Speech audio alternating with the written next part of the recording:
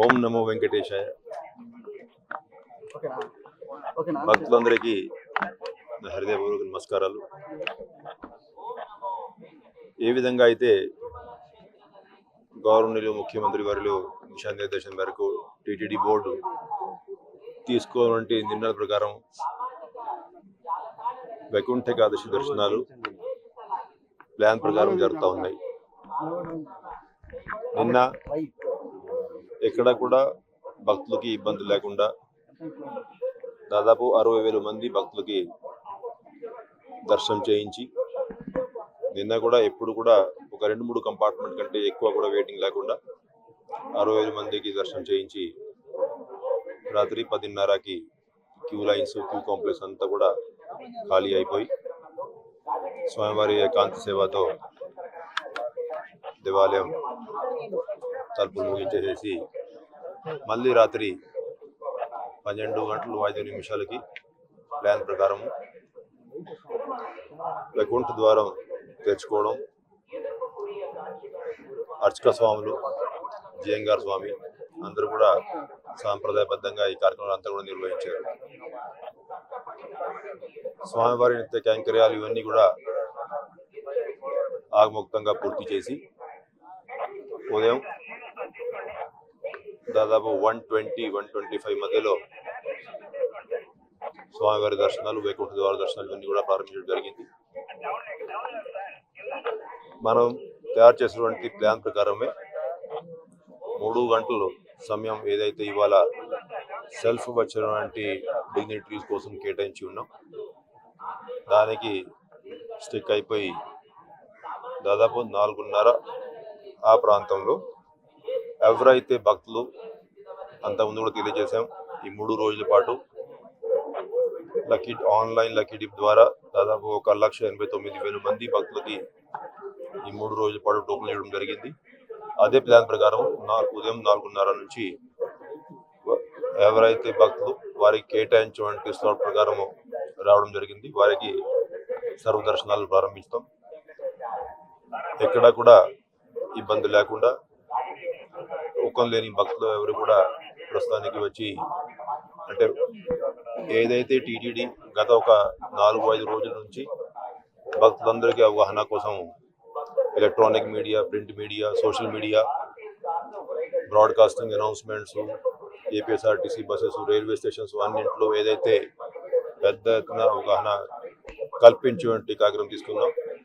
బ్రహ్మాండంగా దానివల్ల భక్తులందరికీ అవగాహన పూర్తిగా ఏర్పడిందని నేను అనుకుంటా ఉన్నాను.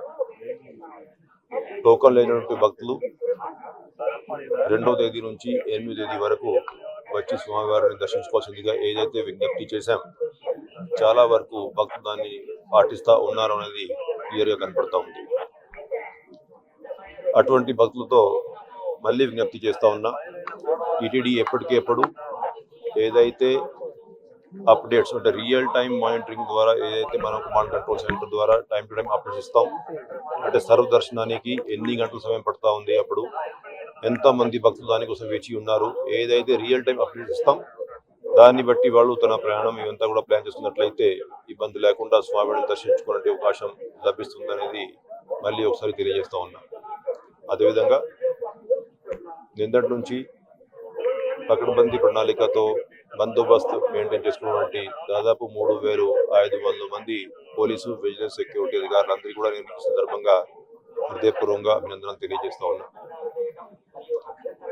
నిన్నటి నుంచి నిరంతరాయంగా వాళ్ళు కృషి చేస్తూ ఉన్నారు. వచ్చే ఒక వారం రోజుల వరకు కూడా ఇంకా కష్టపడి వాళ్ళు పని చేసుకోవాల్సిన అవసరం ఉందనేది వారందరికీ కూడా జిల్లా సూపరింటెండెంట్ ఆఫ్ పోలీసు, అదేవిధంగా సివిఎస్ గారి ఆధ్వర్యంలో ఎప్పటికెప్పుడు దిశానిర్దేశం చేస్తూ ఉన్నారు. ఇంటగ్రేటెడ్ కమాండ్ కంట్రోల్ సెంటర్ నుంచి సీనియర్ అధికారులందరూ కూడా రియల్ టైంలో సిచ్యువేషన్ అంతా కూడా గమనిస్తూ ఉన్నారు.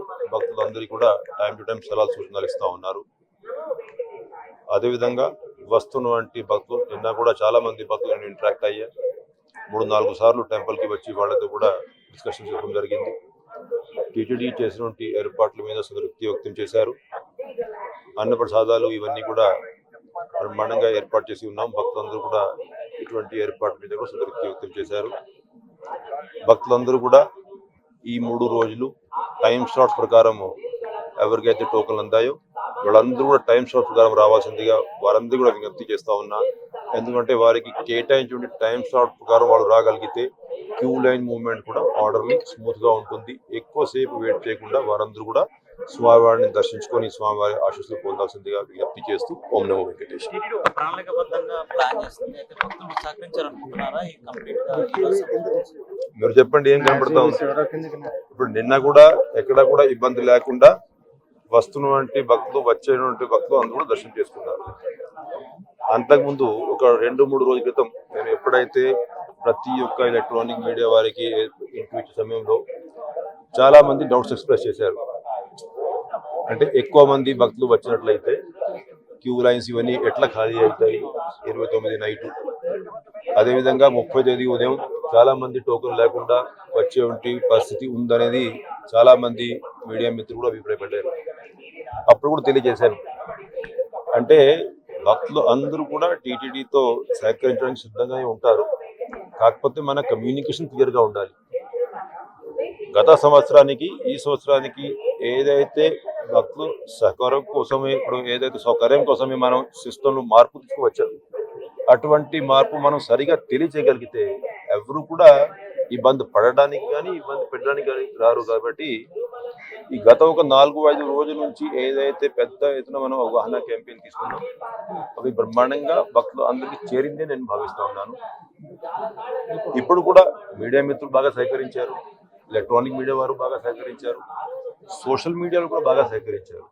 చాలా మంది ముందుకు వచ్చి రీల్స్ అన్నీ వేసుకోవడం, తమిళనాడులో కానీ కర్ణాటకలో కానీ కూడా సోషల్ మీడియా ద్వారా బాగా ఈ మెసేజింగ్ అంటే ఈ ఫస్ట్ 3 days టోకెన్ ఉన్న వాళ్ళకి దర్శనం, మిగతా 7 రోజులు సర్వదర్శనం పద్ధతిలో వస్తున్నటువంటి భక్తులకి అందరికీ నేరుగానే క్యూ లైన్లో ప్రవేశం కల్పించి దర్శనం కల్పిద్దామనేది ఏదైతే మెసేజ్ ఇచ్చామో అది అందరికీ చేరిందని నేను భావిస్తూ ఉన్నాను.